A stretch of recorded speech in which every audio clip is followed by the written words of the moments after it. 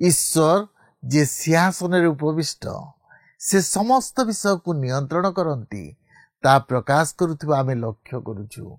आमे कौन एपरी ईश्वर को ठारे विश्वास करुछु कि आमे तांको आवास रे बास करुछु कि जीसुंको मधुर वाक्य चला पथे साजे दीप आमरी चरण अलिभा आलोक देई जीवनर प्रतिपदे जीवनर प्रतिपदे पढ़ाई से सत्य पथ प्रदर्शिका से जे पथ प्रदर्शिका पथ प्रदर्शिका पथ प्रदर्शिका। प्रिय दर्शक बंधु नमस्कार। प्रभु जीशुଙ୍କ मधुर नाम रे आपन को पथ प्रदर्शिका कार्यक्रम को स्वागत करूछि। आपन किपरि अछंती? मोर विश्वास प्रभु को दया अनुग्रह रु आपन निश्चय भल थिबे। आपन नियमित आम कार्यक्रम देखुछंती सेथिबे आमे विशेष आनंदित। मु विश्वास करे जे आम कार्यक्रम द्वारा आपन निश्चित भावे आत्मिक जीवन रे वृद्धि पाउथिबे। आमे आपन को फोन कॉल रो अपेक्षा रे अछु। आपन को मध्यरु अनेक आम सहित फोन रे जोगाजोग करूछंती। मु सेमान को विशेष करी धन्यवाद दिए। जदि आपन ए पर्यंत आम्मान को फोन करी नाहंती तेबे आज ही आमको फोन करंतु। टीवी स्क्रीन रे दिया जाइथिबा नंबर रे आम सह जोगाजोग करंतु। ए कार्यक्रम मध्य देई पुनी थरे आपन को सहित साक्षात करिवार सुजोग पाइथिबारु धन्यवाद दिए। प्रभु आपन को बहुल भावे आशीर्वाद करंतु। आजिर कार्यक्रम रे आमे अध्ययन करिबा जे गीत रचक ईश्वरଙ୍କ अद्भुत कार्य को वर्णना करुछंती। आम ईश्वर सर्वशक्तिमान ईश्वर अटंती। से आम्मान को तांको शक्ति द्वारा उद्धार करि पारंती, न्याय विचार करंती और समस्त को आह्वान करुछंती तांको उपासना करिबा पई।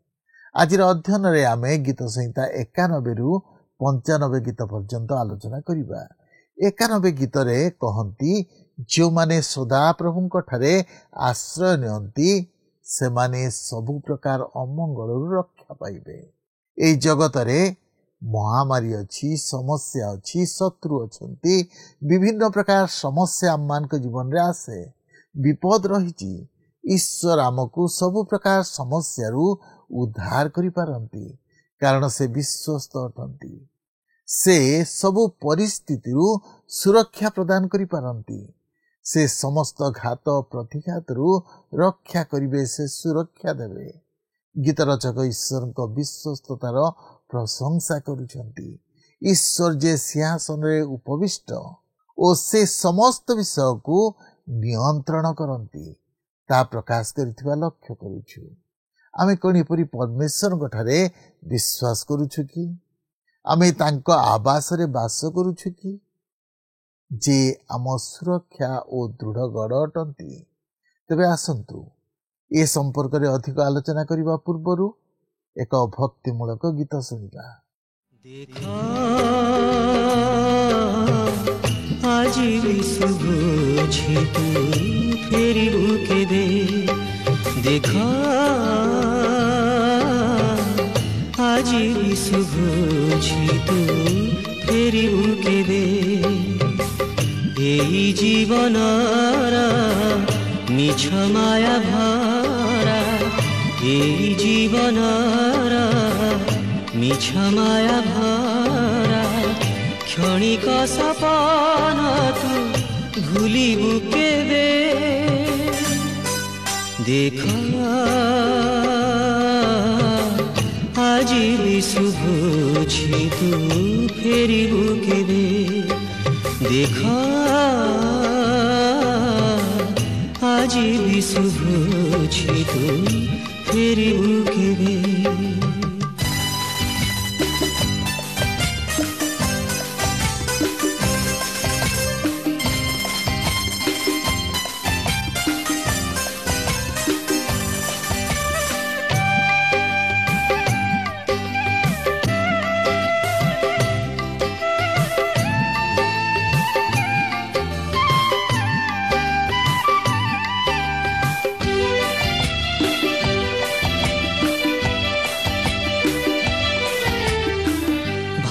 तु ही काली अछि फेरिबार पाई आसे निजा जीवन तो केबे सत होई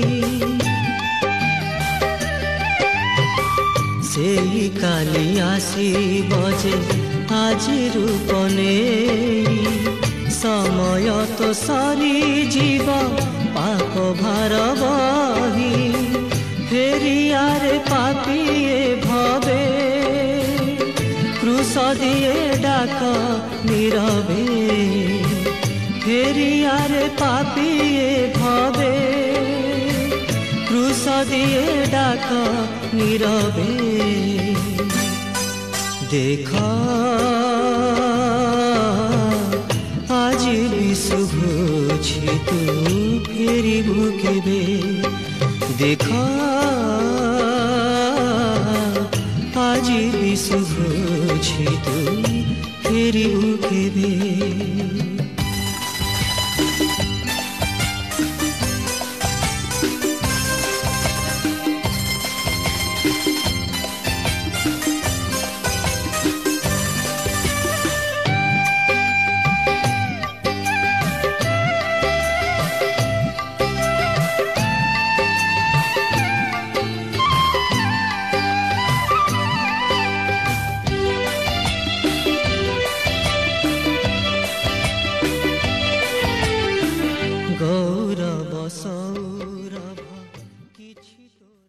आसନ୍ତୁ ବର୍ତ୍ତମାନ ଆମେ ପ୍ରଭୁଙ୍କର ବାକ୍ୟ ମଧ୍ୟକୁ ଯିବା। ଆଜି ଆମେ ସେହି ଗୀତ ସଂହିତା 91 ପର୍ବର 9 ପଦରୁ ଆରମ୍ଭ କରି ଅଧ୍ୟୟନ କରିବା ନିମନ୍ତେ ଯିବା। ତେବେ ଏଠାରେ ମୁଁ ଆପଣଙ୍କୁ ସ୍ମରଣ କରାଇ ଦେବା ପାଇଁ ଚାହେଁ ଯେ ଗତ ପାଠରେ ଆମେ ପ୍ରଭୁ ଯୀଶୁଙ୍କର ସେହି ପୁନରୁତ୍ଥାନର ବିଷୟକୁ ଲକ୍ଷ୍ୟ କରିଥିଲୁ। ସେ ଯେ ଆମମାନଙ୍କର ଉଦ୍ଧାରକର୍ତ୍ତା, ସେ ଯେ ଆମମାନଙ୍କର ପରିତ୍ରାଣକର୍ତ୍ତା, ସେ ଯେ ଆମମାନଙ୍କର ମୃତ୍ୟୁଞ୍ଜୟ, ତାହା ମଧ୍ୟ ଆମମାନେ ଲକ୍ଷ୍ୟ କରିଥିଲୁ। ଆଉ ଆଜି ମଧ୍ୟ ତହିଁର କ୍ରମଶଃ ଆମମାନେ ଅଧ୍ୟୟନ କରି ଆଲୋଚନା କରିବା ନିମନ୍ତେ ଯିବା। ତେବେ ଦେଖନ୍ତୁ ଗୀତ 91 ପର୍ବର 9 ଓ 10 ପଦରେ ଏହିପରି ଲେଖା ଅଛି, କାରଣ ହେ ସଦାପ୍ରଭୁ ତୁମେ ମୋର ଆଶ୍ରୟ, ସର୍ବପରିସ୍ଥଙ୍କୁ ତୁମ୍ଭେ ଆପଣା ବାସସ୍ଥାନ କରିଅଛ। ତୁମକୁ କୌଣସି ବିପଦ ଘଟିବ ନାହିଁ କିମ୍ବା କୌଣସି ମାରି ତୁମ୍ଭ ତମ୍ବୁ ନିକଟକୁ ଆସିବ ନାହିଁ। ଏହା ଖ୍ରୀଷ୍ଟଙ୍କୁ ଉପସ୍ଥାପିତ କରେ। ପ୍ରକୃତରେ ଯେଉଁମାନେ ଖ୍ରୀଷ୍ଟଙ୍କର ଆଶ୍ରୟ ନିଅନ୍ତି ସେମାନଙ୍କୁ କୌଣସି ପ୍ରକାର ମାରି ଆଘାତ କରିପାରିବ ନାହିଁ। ସେମାନଙ୍କୁ କୌଣସି ବିପଦ ଘଟିବ ନାହିଁ। ଆଉ ଯଦି ବା ଘଟେ ପ୍ରଭୁ ସେମାନଙ୍କୁ ସୁରକ୍ଷା ପ୍ରଦାନ କରିବେ।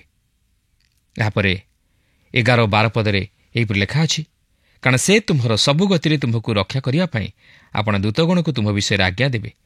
ତୁମ୍ଭ ଚରଣ ଯେପରି ପଥରରେ ନ ବାଜିବ ଏଥିପାଇଁ ସେମାନେ ସ୍ୱହସ୍ତରେ ତୁମ୍ଭକୁ ବହିବେ। ଏହି ଅଂଶଟି ଶୟତାନ ନୂତନ ନିୟମରେ ଲୁକ 4 ପର୍ବର 10 ପଦରେ ଆଣି ଉପସ୍ଥାପିତ କରିଅଛି ପ୍ରଭୁ ଯୀଶୁଙ୍କୁ ପରୀକ୍ଷା କରିବା ସମୟରେ। କିନ୍ତୁ ଏକ କୌତୁହଳର ବିଷୟ ଯେ ଶୟତାନ ମଧ୍ୟ ଜାଣିଥିଲା ଏହା ପ୍ରଭୁ ଯୀଶୁ ଖ୍ରୀଷ୍ଟଙ୍କୁ ଲକ୍ଷ୍ୟ କରି ପ୍ରକାଶ କରାଯାଇଥିଲା ବୋଲି। ସେ ପ୍ରଭୁଙ୍କ ବାକ୍ୟ ବିଷୟରେ ମଧ୍ୟ ଜାଣେ ଓ ସେ ନିଜର ଉଦ୍ଦେଶ୍ୟ ସାଧନ ନିମନ୍ତେ ସେହିସବୁ ବାକ୍ୟକୁ ବ୍ୟବହାର କରେ। କିନ୍ତୁ ସେ ଈଶ୍ୱରଙ୍କ ବାକ୍ୟକୁ ଠିକ୍ ଭାବେ ବ୍ୟବହାର କରେ ନାହିଁ, ମାତ୍ର ଏହାକୁ ଚତୁରତାର ସହିତ ବ୍ୟବହାର କରେ। ଏଠାରେ ସେ ତାହା ହିଁ କରିଥିଲା। ସେ ଯୀଶୁଙ୍କୁ ପରୀକ୍ଷା କରିବା ସମୟରେ ସେହି ଅଂଶରୁ କିଛି ବାକ୍ୟ ଛାଡ଼ି ଦେଇଥିଲା, ଆଉ ତାହା ହେଉଛି ତୁମ୍ଭର ସବୁ ଗତିରେ ପ୍ରଭୁ ଯୀଶୁ ପିତା ଈଶ୍ୱରଙ୍କର ଇଚ୍ଛାକୁ ସଫଳ କରିବା ନିମନ୍ତେ ଆସିଥିଲେ। ଆଉ ତାହାର ଅର୍ଥ ହେଉଛି ଯେ ତାହାଙ୍କ ପଥରେ ଚାଲିବା। ଯଦି ସେ ଶୟତାନର କଥା ଅନୁଯାୟୀ କାର୍ଯ୍ୟ କରିଥାନ୍ତେ ତାହେଲେ ସେ ପିତା ଈଶ୍ୱରଙ୍କ ଇଚ୍ଛାର ବହିର୍ଭୂତ ହୋଇଥାନ୍ତେ। ସେ ପିତା ଈଶ୍ୱରଙ୍କର ଇଚ୍ଛାକୁ ସଫଳ କରିପାରିନଥାନ୍ତେ। ଏହାପରେ 91 ପର୍ବର 14-16 ପଦ ମଧ୍ୟରେ ଲେଖା ଅଛି, ସେ ଆମ୍ଭ ଉପରେ ଆପଣା ସ୍ନେହ ରଖିଅଛି, ଏହେତୁ ଆମ୍ଭେ ତାହାକୁ ଉଦ୍ଧାର କରିବା। ସେ ଆମ୍ଭ ନାମ ଜାଣିଅଛି, ଏହେତୁ ଆମ୍ଭେ ତାହାକୁ ଉଚ୍ଚରେ ରଖିବା। ସେ ଆମ୍ଭ ନିକଟରେ ପ୍ରାର୍ଥନା କଲେ ଆମ୍ଭେ ତାହାକୁ ଉତ୍ତର ଦେବା। ଦୁଃଖ ବେଳେ ଆମ୍ଭେ ତାହାର ସହବର୍ତ୍ତୀ ହେବା। ଆମ୍ଭେ ତାହାକୁ ରକ୍ଷା କରିବା ଓ ତାହାକୁ ସମ୍ଭ୍ରମ କରିବା। ଆମ୍ଭେ ଦୀର୍ଘାୟୁ ଦେଇ ତାହାକୁ ତୃପ୍ତ କରିବା ଓ ଆମ୍ଭର ପରିତ୍ରାଣ ତାହାକୁ ଦେଖାଇବା। ଆପଣ ଦେଖନ୍ତୁ, ସେହି ସିଦ୍ଧ ବ୍ୟକ୍ତି ମୃତ୍ୟୁର ଦ୍ୱାର ଦେଇଗଲେ।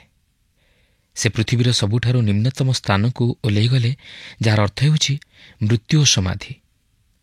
ଉଦ୍ଧାର ତୃତୀୟ ଦିନରେ ଆସି ଉପସ୍ଥିତ ହେଲା, ଯେତେବେଳେ ଈଶ୍ୱର ଖ୍ରୀଷ୍ଟଙ୍କୁ ମୃତ୍ୟୁରୁ ଉଠାଇଲେ ଓ ତାହାଙ୍କୁ ମହିମାନ୍ୱିତ କଲେ। ଆସନ୍ତୁ ଏହାପରେ ଗୀତ 92 ପର୍ବ ମଧ୍ୟକୁ ଯିବା। ଏହି ଗୀତଟି ବିଶ୍ରାମ ଦିନ ନିମନ୍ତେ ଏକ ପ୍ରଶଂସାର ଗୀତ। ଏହା ବିଶ୍ରାମବାର ନିମିତ୍ତକ ଗୀତ।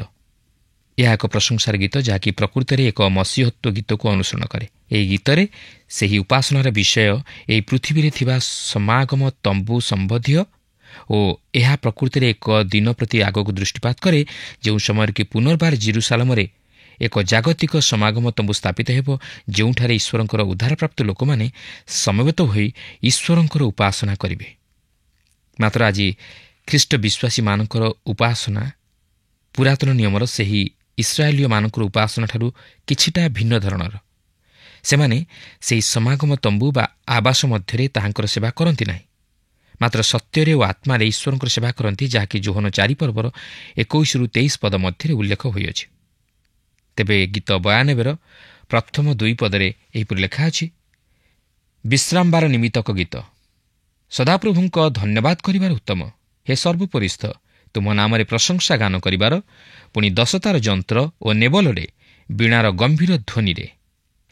ଆପଣ ଉତ୍ତମ ବିଷୟ ସାଧନ କରିବାକୁ ଚାହାନ୍ତି କି? ତାହେଲେ ଆପଣ ଯେଉଁଠାରେ ଥାଆନ୍ତୁ ନା କାହିଁକି ତାହାଙ୍କର ଧନ୍ୟବାଦ ଓ ପ୍ରଶଂସାର ଗୀତ ଗାନ କରନ୍ତୁ। ହୋଇପାରେ ଆପଣଙ୍କୁ ଗୀତ ଗାଇବା ଜଣା ନାହିଁ, ମାତ୍ର ଆପଣ ମନେ ମନେ ପ୍ରଭୁଙ୍କର ଧନ୍ୟବାଦ ଓ ପ୍ରଶଂସା କରିପାରିବେ। ଏହାପରେ 92 ପର୍ବର 3 ପଦରେ ଏହିପରି ଲେଖା ଅଛି, ପ୍ରାତଃକାଳରେ ତୁମ୍ଭ ସ୍ନେହପୂର୍ଣ୍ଣ କରୁଣା ଓ ପ୍ରତି ରାତ୍ରି ତୁମ ବିଶ୍ୱସ୍ତତା ପ୍ରଚାର କରିବାର ଉତ୍ତମ। ଆପଣ ତାହାଙ୍କର ସ୍ନେହପୂର୍ଣ୍ଣ କରୁଣା ନିମନ୍ତେ ଓ ବିଶ୍ୱସ୍ତତା ନିମନ୍ତେ ପ୍ରାତଃକାଳରେ ଓ ରାତ୍ରିରେ ତାହାଙ୍କର ଧନ୍ୟବାଦ କରିପାରିବେ। ପ୍ରତି ପ୍ରାତେ ତାହାଙ୍କର ସ୍ନେହପୂର୍ଣ୍ଣ କରୁଣା ନିମନ୍ତେ ଓ ପ୍ରତି ରାତ୍ରେ ତାହାଙ୍କର ବିଶ୍ୱସ୍ତତା ନିମନ୍ତେ ତାହାଙ୍କର ଧନ୍ୟବାଦ କରିପାରିବେ। 6 ପଦରେ ଲେଖା ଅଛି, ପଶୁବତ୍ ଲୋକ ଜାଣେ ନାହିଁ, କିଏ ବା ନିର୍ବୋଧ ଲୋକ ଏହା ବୁଝେ ନାହିଁ। ସେମାନେ ଈଶ୍ୱରଙ୍କର ସ୍ନେହପୂର୍ଣ୍ଣ କରୁଣା ଓ ବିଶ୍ୱସ୍ତତାକୁ ବୁଝିପାରନ୍ତି ନାହିଁ, କିଏ ବା ଜାଣିପାରନ୍ତି ନାହିଁ। ପ୍ରିୟ ବନ୍ଧୁ, ଯେଉଁମାନେ ଏହା ଜାଣିପାରନ୍ତି ନାହିଁ, ସେମାନେ ହେଉଛନ୍ତି ପଶୁବତ୍ ଲୋକ, ନିର୍ବୋଧ ଲୋକ। ଏହାପରେ 8 ପଦରେ ଲେଖା ଅଛି, ମାତ୍ର ହେ ସଦାପ୍ରଭୁ, ତୁମେ ଅନନ୍ତକାଳ ଊର୍ଦ୍ଧ୍ୱବାସୀ। ଲେଖା ଅଛି ଊର୍ଦ୍ଧ୍ୱବାସୀ। ଏହି ଶବ୍ଦଟି ଆମମାନଙ୍କ ଈଶ୍ୱରଙ୍କ ନିମନ୍ତେ ସେହି 1000 ବର୍ଷର ଶାନ୍ତି ରାଜ୍ୟର ନାମ। ଏହି ଗୀତଟି ଏକ ମହାନ 1000 ବର୍ଷର ଶାନ୍ତି ରାଜ୍ୟର ଗୀତ। ମାତ୍ର କେତେକ ପଦ ସେହି ସମୟର ପୃଥିବୀର ପରିସ୍ଥିତିକୁ ଫେରି ଚାହେଁ। ମନୁଷ୍ୟକୁ ନିର୍ବୋଧ ରୂପେ ଚିତ୍ରଣ କରାଯାଇଅଛି। ସେ ସାଧୁତାର ସହିତ ଜୀବନଯାପନ କରେ ନାହିଁ, ସେ ଈଶ୍ୱରଙ୍କ ପ୍ରତି ଦୃଷ୍ଟି କରେ ନାହିଁ, ସେ ପାପରେ ମଗ୍ନ ହୁଏ, ସେ ମୂର୍ଖର ପରି ଆଚରଣ କରେ, ସେ ତାହାର ହିତାହିତ୍ୟ ଜ୍ଞାନ ହରାଇ ବସେ, ସେ ଆତ୍ମିକ ବିଷୟ ସବୁକୁ ବୁଝିପାରିବ ନାହିଁ। ଅନେକ ଲୋକ ଏହିପରି ଜୀବନଯାପନ କରନ୍ତି, ସତେ ଯେପରି ଈଶ୍ୱର ନାହାନ୍ତି। ସେମାନେ ଖାଇବା, ପିଇବା, ଖେଳିବା ଓ ଶୋଇବାରେ ଓ କାମ କରିବାରେ ବ୍ୟସ୍ତ ରୁହନ୍ତି, କିନ୍ତୁ ଈଶ୍ୱରଙ୍କୁ ସମ୍ପୂର୍ଣ୍ଣ ଭୁଲି ଯାଆନ୍ତି। ତାହା ହିଁ ସେମାନଙ୍କ ନିମନ୍ତେ ସବୁକିଛି। ତାହା ହିଁ ହେଉଛି ସେମାନଙ୍କ ନିମନ୍ତେ ଜୀବନର ଅର୍ଥ। ମାତ୍ର 92 ପର୍ବର 12 ପଦରେ ଏକ ଚମତ୍କାର ବିଷୟ ଆମେ ଲକ୍ଷ୍ୟ କରିବାକୁ ପାରୁଛୁ। ଦେଖନ୍ତୁ, ଏଠାରେ ଏହିପରି ଲେଖା ଅଛି, ଧାର୍ମିକ ଲୋକ ତାଳବୃକ୍ଷ ପରି ବର୍ଦ୍ଧିଷ୍ଣୁ ହେବ, ସେ ଲିବାନୋନରେ ଏରସ ବୃକ୍ଷ ତୁଲ୍ୟ ବୃଦ୍ଧି ପାଇବ। ଲେଖା ଅଛି ତାଳବୃକ୍ଷ। ତାଳବୃକ୍ଷ ବିଜୟର ବିଷୟକୁ ପ୍ରକାଶ କରେ ଓ ଏରସ ବୃକ୍ଷ ବଳ ଓ ଗାମ୍ଭୀର୍ଯ୍ୟତାକୁ ପ୍ରକାଶ କରେ। ଏହା ହିଁ ଧାର୍ମିକର ପ୍ରତିଛବି ପ୍ରଦାନ କରେ, ଯେଉଁମାନେ କି ଆଜି ମଧ୍ୟ ଈଶ୍ୱରଙ୍କ ସହିତ ସଂଯୁକ୍ତ ଜୀବନଯାପନ କରନ୍ତି। ଆସନ୍ତୁ ଏହାପରେ 93 ପର୍ବ ମଧ୍ୟକୁ ଯିବା। ଏହା ସେହି ଆଗାମୀ 1000 ବର୍ଷର ଶାନ୍ତି ରାଜ୍ୟର ପ୍ରଶଂସାର ଗୀତ ହେବ। ଏହା ପ୍ରଶଂସାର ଗୀତ, କାରଣ ରାଜା ରାଜତ୍ୱ କରୁଅଛନ୍ତି। ଏହା ସେହି ପ୍ରଭୁ ଯୀଶୁଙ୍କ ବିଷୟ ନେଇ ପ୍ରକାଶ କରେ, ଯିଏକି ମହିମାର ସହିତ ପୃଥିବୀ ଉପରେ ରାଜତ୍ୱ କରିବା ନିମନ୍ତେ ଆସୁଅଛନ୍ତି। ତେବେ ଦେଖନ୍ତୁ, ଗୀତ 93 ପ୍ରଥମ ପଦରେ ଏହିପରି ଲେଖା ଅଛି, ସଦାପ୍ରଭୁ ରାଜ୍ୟ କରନ୍ତି, ସେ ମହିମାରେ ବସ୍ତ୍ରାନ୍ୱିତ। ସଦାପ୍ରଭୁ ବସ୍ତ୍ରାନ୍ୱିତ ହୋଇ ବଳରେ ଆପଣା କଟି ବାନ୍ଧିଅଛନ୍ତି। ଜଗତ ମଧ୍ୟ ଏପରି ସ୍ଥାପିତ ଯେ ତାହା ବିଚଳିତ ହୋଇ ନପାରେ। ଏହା ପ୍ରଭୁ ଯୀଶୁଖ୍ରୀଷ୍ଟଙ୍କ ରାଜତ୍ୱ ବିଷୟ ନେଇ ପ୍ରକାଶ କରେ, ଯେତେବେଳେ କି ସେ ଏହି ଜଗତକୁ ପୁନର୍ବାର ଆଗମନ କରି ଏହି ପୃଥିବୀ ଉପରେ ତାଙ୍କର ସିଂହାସନ ସ୍ଥାପନ କରିବେ, ଏହି ପୃଥିବୀ ଉପରେ ରାଜତ୍ୱ କରିବେ। ସେ ସମସ୍ତ ପ୍ରକାର ଅଧାର୍ମିକତାର ବିଷୟକୁ ଲୋପ କରିବେ, ସମସ୍ତ ପ୍ରକାର ବିଦ୍ରୋହର ବିଷୟକୁ ସେ ଦମନ କରିବେ ଓ ଯେଉଁମାନେ ଈଶ୍ୱରଙ୍କ ବିରୁଦ୍ଧରେ ଯାଇଥିବେ ସେମାନେ ପରାଜିତ ହୋଇ ଅପମାନିତ ତଥା ଲଜ୍ଜିତ ହେବେ ଓ ଈଶ୍ୱରଙ୍କ ଦ୍ୱାରା ବିଚାରିତ ହେବେ। ଏହାପରେ 3 ପଦରେ ଲେଖା ଅଛି, ହେ ସଦାପ୍ରଭୁ, ନଦୀ ସକଳ ବଢ଼ି ଉଠିଅଛନ୍ତି, ନଦୀ ସବୁ ଆପଣା ଆପଣା ଧ୍ୱନି ଉଠାଇଅଛନ୍ତି। ପାପରୂପକ ବନ୍ୟା ଦୂରୀଭୂତ ହୋଇଅଛି, ଶୟତାନର ମସ୍ତକ ଚୂର୍ଣ୍ଣ ବିଚୂର୍ଣ୍ଣ ହୋଇଅଛି। ଏହା ସେହି 1000 ବର୍ଷର ଶାନ୍ତି ରାଜ୍ୟକୁ ଦର୍ଶାଏ, ଯେଉଁ ସମୟରେ ଶୟତାନ ବିନଷ୍ଟ ହେବ, ପାପର ବିନାଶ ଘଟିବ, ଧାର୍ମିକତା ରାଜତ୍ୱ କରିବ, ଧାର୍ମିକତା ସ୍ଥାପିତ ହେବ। ବାସ୍ତବରେ ସେହି ଦିନ କେତେ ମହାନ ଦିନ ହେବ, କେତେ ଆନନ୍ଦ ଉଲ୍ଲାସର ଦିନ ହେବ। ଏହାପରେ 4 ଓ 5 ପଦରେ ଲେଖା ଅଛି, ଜଳରାଶିର ଧ୍ୱନି ଓ ସମୁଦ୍ରର ପ୍ରବଳ ତରଙ୍ଗ ଅପେକ୍ଷା ଊର୍ଦ୍ଧ୍ୱସ୍ଥ ସଦାପ୍ରଭୁ ବଳବାନ। ତୁମ୍ଭର ପ୍ରମାଣ ବାକ୍ୟ ଅତି ନିଶ୍ଚିତ। ହେ ସଦାପ୍ରଭୁ, ପବିତ୍ରତା ସର୍ବଦା ତୁମ୍ଭ ଗୃହର ଶୋଭା। ବାସ୍ତବରେ ଏହା କେତେ ଆନନ୍ଦର ସମୟ ହେବ, ଆଉ ଆମମାନେ ସେହି ପ୍ରଭୁଙ୍କ ସହିତରେ ରହି ଆନନ୍ଦ କରିବା। ଅନନ୍ତ କାଳ ପର୍ଯ୍ୟନ୍ତ ଆମମାନେ ସେହି ଆନନ୍ଦ ଓ ଶାନ୍ତି ଉପଭୋଗ କରିବା। ଆସନ୍ତୁ ଏହାପରେ 94 ପର୍ବ ମଧ୍ୟକୁ ଯିବା। ଏହି ଗୀତର ମୁଖ୍ୟ ପ୍ରସଙ୍ଗ ହେଉଛି ଦୁଷ୍ଟର ବିରୁଦ୍ଧରେ ହସ୍ତକ୍ଷେପ କରିବା ନିମନ୍ତେ ଈଶ୍ୱରଙ୍କ ନିକଟରେ ପ୍ରାର୍ଥନା। ଗୀତ 94ରୁ 100 ପର୍ବ ମଧ୍ୟରେ ଆମେ ଏକ ଧାରାବାହିକ ବିଷୟବସ୍ତୁ ଲକ୍ଷ୍ୟ କରିବାକୁ ପାରିବା, ଯାହାକି ମସିହ ଅର୍ଥାତ୍ ଖ୍ରୀଷ୍ଟଙ୍କର ଏହି ଜଗତ ଉପରେ ରାଜତ୍ୱର ସମୟକୁ ଆନନ୍ଦର ସହିତ ପ୍ରତିପାଳନ କରିବାର ବିଷୟକୁ ପ୍ରକାଶ କରେ। ଏହି 7ଟି ଯାକ ଗୀତ ସେହି ଆଗାମୀ ଶାନ୍ତି ରାଜ୍ୟର ଗୀତ ରୂପେ ପରିଚିତ। ଏହି ଗୀତଗୁଡ଼ିକ ପ୍ରଭୁ ଯୀଶୁଖ୍ରୀଷ୍ଟ ଓ ଏହି ପୃଥିବୀ ଉପରେ ତାହାଙ୍କ ରାଜତ୍ୱ ବିଷୟ ନେଇ ଭାବବାଣୀ ପ୍ରକାଶ କରେ, ଯାହାକି ସେହି ମହାକ୍ଲେଶର ସମୟକୁ ଓ ସେହି ମହାକ୍ଲେଶର ସମୟରେ ମନୁଷ୍ୟ ଉପରକୁ ଆସୁଥିବା ସମସ୍ତ କ୍ଲେଶର ବିଷୟକୁ ପ୍ରକାଶ କରେ। ପ୍ରଥମ ପଦରେ ଏହିପରି ଲେଖା ଅଛି, ହେ ସଦାପ୍ରଭୁ, ପ୍ରତିଫଳଦାତା ପରମେଶ୍ୱର, ହେ ପ୍ରତିଫଳଦାତା ପରମେଶ୍ୱର, ତୁମେ ପ୍ରକାଶମାନ ହୁଅ। ପ୍ରଭୁ ଯୀଶୁ ଏହି ଜଗତକୁ ଆଗମନ କରୁଅଛନ୍ତି, କିନ୍ତୁ ସେ ତାହାଙ୍କ ନିରୂପିତ ସମୟ ଅନୁସାରେ ଆଗମନ କରୁଅଛନ୍ତି। ଆପଣଙ୍କର ବା ମୋର ସମୟ ଅନୁଯାୟୀ ନୁହେଁ। ସେ ଯେତେବେଳେ ଆସିବେ ସେତେବେଳେ ସେ ସମସ୍ତ ପ୍ରକାର ବିଷୟକୁ ନିଜର ଆୟତ୍ତାଧୀନ କରି ରଖିବେ, ଯାହାକି ଆମମାନଙ୍କ ଜୀବନ ପ୍ରତି କ୍ଲେଶଦାୟକ।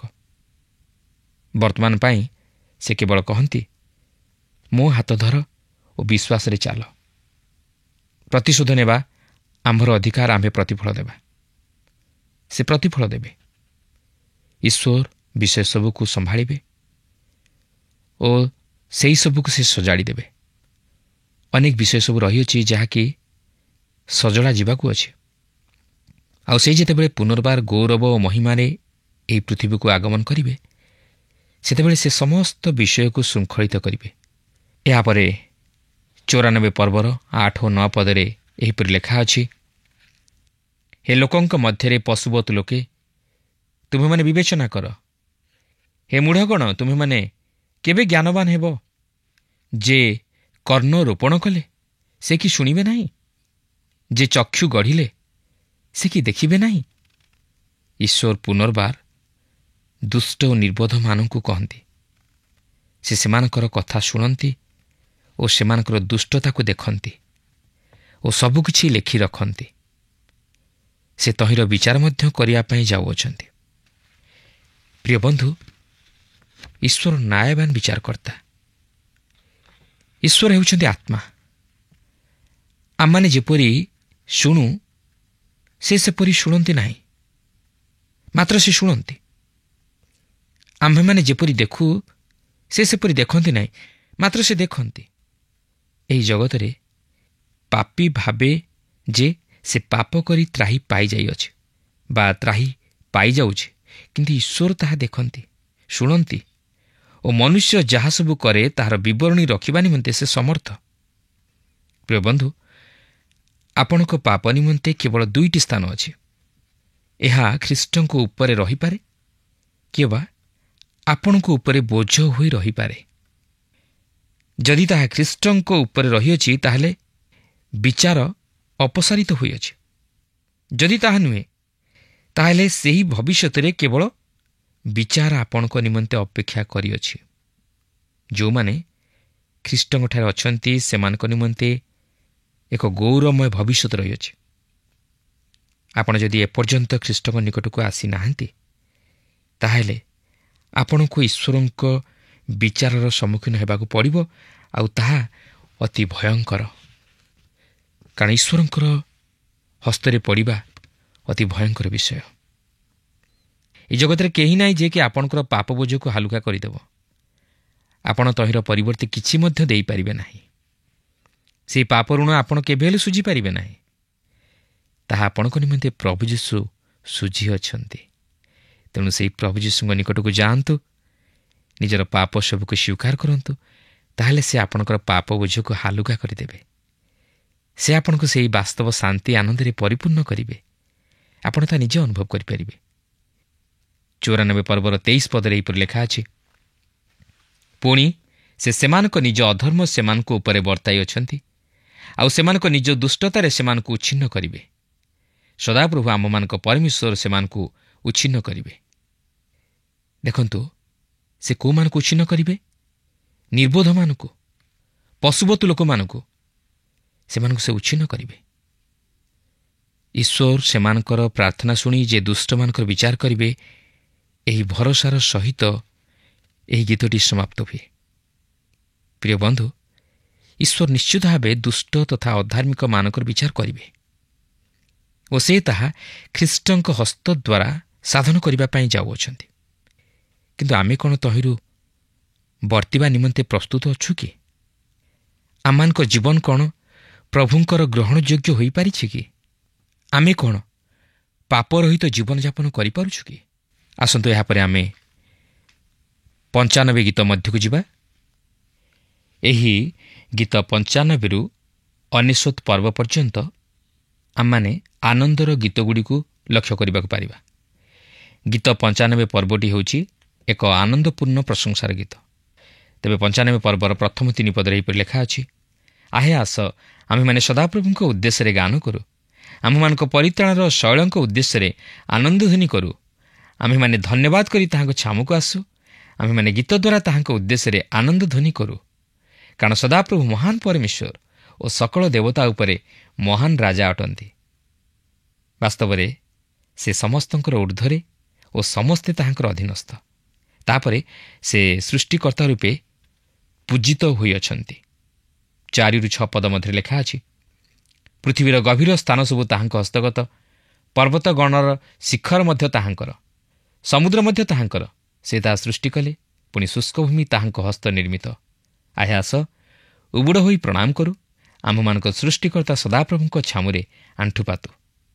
ସେ ସୃଷ୍ଟିକର୍ତ୍ତା ଓ ସମସ୍ତେ ତାହାଙ୍କୁ ସୃଷ୍ଟିକର୍ତ୍ତା ରୂପେ ପୂଜା କରିବା ଆବଶ୍ୟକ। ବାସ୍ତବରେ ପ୍ରିୟ ବନ୍ଧୁ, ଆଜି ଆମମାନେ ଈଶ୍ୱରଙ୍କୁ କେଉଁ ପ୍ରକାର ଅବସ୍ଥାରେ ରଖିଛୁ? ଆମମାନେ କ'ଣ ଆଜି ଈଶ୍ୱରଙ୍କୁ ଈଶ୍ୱର ବୋଲି ସ୍ଥାନ ଦେଇପାରିଛୁ?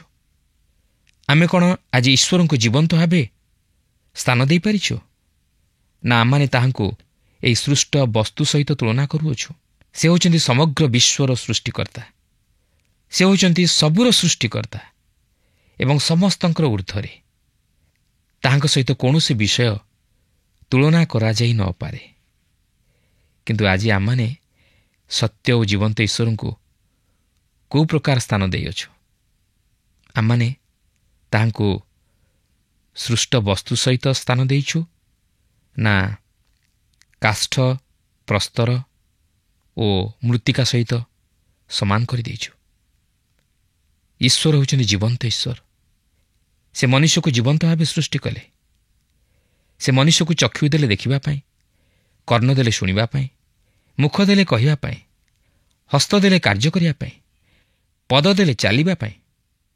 କିନ୍ତୁ ଆଜି ଆମମାନଙ୍କର ଈଶ୍ୱରକୁ ଆମେ କେଉଁ ପ୍ରକାର ଅବସ୍ଥା ରଖିଛୁ?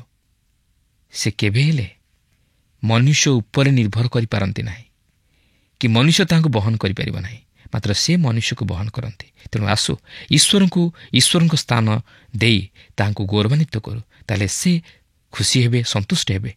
ତାହାଙ୍କର ଅଭିମତ ଆମମାନଙ୍କ ଜୀବନ ଦ୍ୱାରା ସଫଳ ହୋଇପାରିବ। ପ୍ରଭୁ ପ୍ରତ୍ୟେକଙ୍କୁ ଆଶୀର୍ବାଦ କରନ୍ତୁ। ଆଶା କରୁ ଆଜିର କାର୍ଯ୍ୟକ୍ରମ ଆପଣଙ୍କୁ ନିଶ୍ଚୟ ଭଲ ଲାଗିଥିବ। ଆମେ ଲକ୍ଷ୍ୟ କଲୁ ଯେ ଈଶ୍ୱର କିପରି ଆମ ଜୀବନରେ ଆଶ୍ଚର୍ଯ୍ୟ କାର୍ଯ୍ୟ କରନ୍ତି। ସେ ଆମ ଯତ୍ନ ନିଅନ୍ତି, ସେ ଆମ ଭାର ବହନ କରନ୍ତି। ଏହି ଗୀତଟି ଉପାସନା ପାଇଁ ଏକ ଆହ୍ୱାନ ଅଟେ। ଏହା ବିଶ୍ୱାସୀମାନଙ୍କୁ ଆନନ୍ଦ ଓ ପ୍ରଶଂସା ସହିତ ପରମେଶ୍ୱରଙ୍କ ଉପସ୍ଥିତିରେ ପ୍ରବେଶ କରିବାକୁ ଆମନ୍ତ୍ରଣ କରେ। ସୃଷ୍ଟିକର୍ତ୍ତା ଓ ରାଜା ଭାବରେ ତାଙ୍କର ମହାନତାକୁ ସ୍ୱୀକାର କରିବା ନିମନ୍ତେ ସାହାଯ୍ୟ କରେ। ଗୀତଟି ଗୁରୁତ୍ୱାରୋପ କରେ ଯେ ପରମେଶ୍ୱର ଉପାସନା ପାଇବା ପାଇଁ ଯୋଗ୍ୟ, କାରଣ ସେ ସମସ୍ତ ବିଷୟର ଉତ୍ସ ଓ ପୃଥିବୀ ଉପରେ କ୍ଷମତା ତାଙ୍କର ଅଛି। ଗୀତ ସଂହିତା 94 କହନ୍ତି ଯେ ପରମେଶ୍ୱର ନ୍ୟାୟବାନ ଓ ଧାର୍ମିକମାନଙ୍କ ପ୍ରତି ତାଙ୍କର ସୁରକ୍ଷାର ହସ୍ତ ଥାଏ। ଏହା ଘୋଷଣା କରେ ଯେ ପରମେଶ୍ୱର ନିର୍ଯାତିତମାନଙ୍କୁ ଉଦ୍ଧାର କରନ୍ତି, ଦୁଷ୍ଟମାନଙ୍କୁ ଦଣ୍ଡ ଦିଅନ୍ତି। ଏହା ନିଶ୍ଚିତ ଯେ ଯେତେବେଳେ ନ୍ୟାୟ ବିଚାର କରିବେ, ସେଇ ନ୍ୟାୟ ବିଚାର ଶେଷରେ ସେ ଜୟ ଦେବେ। ଆମେ ଏହି ଗୀତରେ ପରମେଶ୍ୱରଙ୍କ ମଙ୍ଗଳଦାନ ଓ ତାଙ୍କର ସ୍ଥିର ଉପସ୍ଥିତି ବିଷୟ କହିଥିବା ଦେଖୁ। ଏହା ବିଶ୍ୱାସୀମାନଙ୍କୁ ଈଶ୍ୱରଙ୍କ ନିକଟରେ ନିଜ ଜୀବନକୁ ସମର୍ପଣ କରିବା ପାଇଁ ସାହାଯ୍ୟ କରେ। ଆମେ ତାଙ୍କ ଅନନ୍ତକାଳୀନ ବ୍ୟବସ୍ଥା ପାଇଁ ତାଙ୍କ ପ୍ରଶଂସା କରୁ। ଆମେ କ'ଣ ଈଶ୍ୱରଙ୍କ ବ୍ୟବସ୍ଥାରେ ଆନନ୍ଦ କରୁଛୁ କି? ଆଜି ତ ଆମ ସମୟ ଶେଷ ହେଲାଣି। ପରବର୍ତ୍ତୀ କାର୍ଯ୍ୟକ୍ରମରେ ପୁଣି ଆପଣଙ୍କ ସହିତ ସାକ୍ଷାତ ହେବ। ଆପଣଙ୍କ ଠାରୁ ବିଦାୟ ନେବା ପୂର୍ବରୁ ଆସନ୍ତୁ ପ୍ରାର୍ଥନା କରିବା। ଦୟାଳୁ ପ୍ରେମମୟ ପ୍ରଭୁ, ଆମେ ତୁମର ଧନ୍ୟବାଦ କରୁଅଛୁ, ତୁମ ପ୍ରଶଂସା, ତୁମ ସ୍ତୁତି ବନ୍ଦନା କରୁଅଛୁ। ତୁମେ ଯେ ଆମମାନଙ୍କ ସୁରକ୍ଷା, ତୁମେ ଯେ ଆମମାନଙ୍କ ଦୃଢ଼ ଗଡ଼। ପ୍ରଭୁ, ଯିଏ ତୁମ ନିକଟକୁ ଆସେ ସେ ସୁରକ୍ଷା ପାଏ। ଏହି ମନ୍ଦ ଜଗତରେ, ବିପଦପୂର୍ଣ୍ଣ ଜଗତରେ କେବଳ ତୁମେ ହିଁ ଆମମାନଙ୍କୁ ସୁରକ୍ଷା ଦେଇପାର। ପ୍ରଭୁ, ଆମେ ପ୍ରାର୍ଥନା କରୁଛୁ, ମୋର ପ୍ରିୟ ଦର୍ଶକ ବନ୍ଧୁମାନଙ୍କୁ ତୁମେ ବହୁଳ ଭାବେ ଆଶୀର୍ବାଦ କର। ତୁମ ବାକ୍ୟ ମଧ୍ୟ ଦେଇ କଥା କୁହ। ତୁମେ ପ୍ରାର୍ଥନା ଶୁଣିଲ, ଉତ୍ତର ଦେଲ ବୋଲି ଧନ୍ୟବାଦ ଦେଇ ଏହି ସମସ୍ତ ପ୍ରାର୍ଥନା ଆମମାନଙ୍କ ନିମନ୍ତେ ପ୍ରାଣ ଦେଇଥିବା ପ୍ରିୟ ଯୀଶୁଙ୍କ ନାମରେ ମାଗିଲୁ, ଆମେନ୍। ବହୁତ ବହୁତ ଧନ୍ୟବାଦ। ପ୍ରଭୁ ଆପଣଙ୍କୁ ଆଶୀର୍ବାଦ କରନ୍ତୁ। ଗତ ପ୍ରଶ୍ନର ଉତ୍ତରଟି ହେଲା ଡି ଈଶ୍ୱର। ଆଜିର ପ୍ରଶ୍ନ ହେଲା ତାଳ ବୃକ୍ଷ କେଉଁ ବିଷୟକୁ ପ୍ରକାଶ କରେ? ଏ ପରାଜୟ, ବି ବିଜୟ, ସି ଆତ୍ମିକତା, ଡି ପାପ।